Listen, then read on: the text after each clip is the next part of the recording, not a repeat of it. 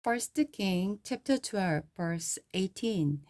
King Rehoboam sent Adoniam, who was in charge of the rebel force, to restore order, but all Israel stoned him to death. But this news reached King Rehoboam. He quickly jumped into his chariot and fled to Jerusalem. The northern tribe of the Israel had refused to be ruled by a descendant of the David to this day. When the people of Israel learned of Jehoboam's return from Egypt, they called an assembly and made him king over all Israel. So only the tribe of the Judah remained loyal to the family of David. Simeon's prophecy. When Rehoboam arrived in Jerusalem, he mobilized the armies of Judah and Benjamin, 180,000 select troops to fight against the army of Israel and to restore the kingdom to himself. But God said to the Simeon, the man of God, says to Rehoboam, son of the Solomon, king of Judah, and to all the people of Judah and Benjamin, this is what the Lord said.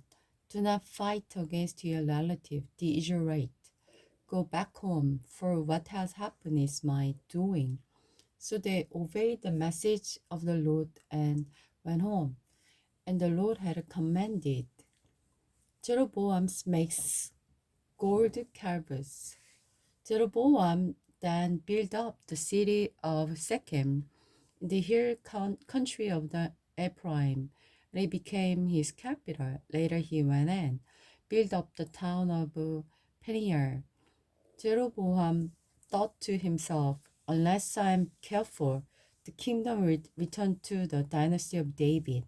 When they go to the Jerusalem to offer sacrifice the temple of the Lord, they will again give their allegiance to King Jeroboam to Judah. They will kill me and make him their king instead. So on the advice of his counselor, the king made two gold calves. He said to the people, "It is too much trouble for you to worship in Jerusalem, O Israel. These are the gods who brought you out of Egypt." They placed this calf idol at the southern and the northern end of the Israel, in Bethel and in Dan.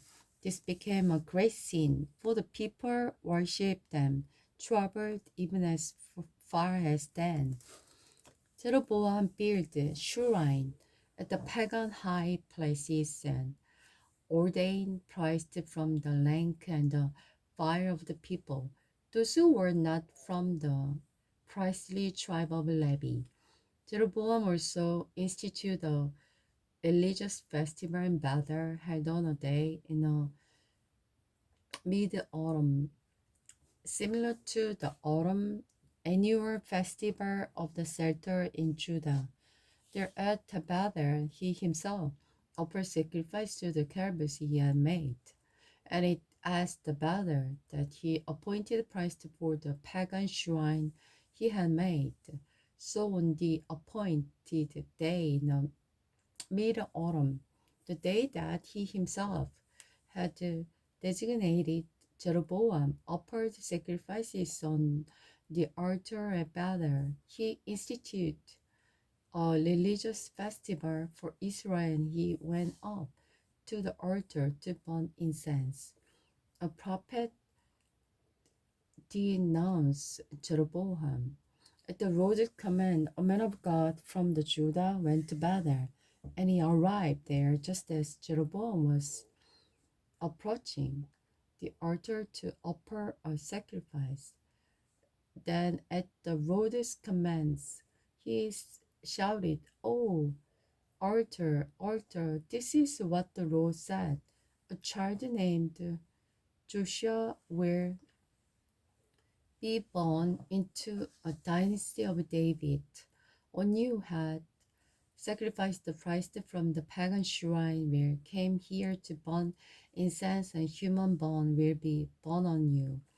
That same day, the man of the God gave a sign to prove his message, and he said, the Lord has promised to give this sign. This altar will split apart and its ashes will be poured out on the ground.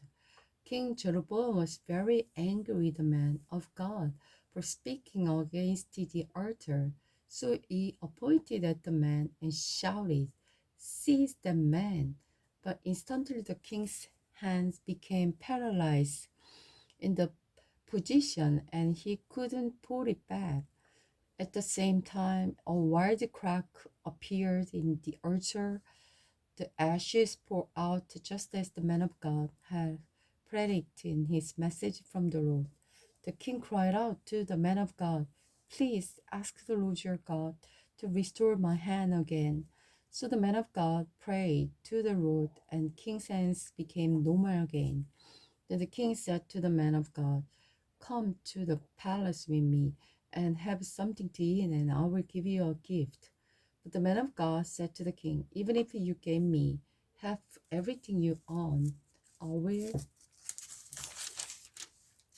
not go with you. I will not eat any food or drink any water in this place. For the Lord gave me this command: you must not eat any food or drink any water while you are there, and do not return to Judah by the same way you came." He left Bethel and went home another way.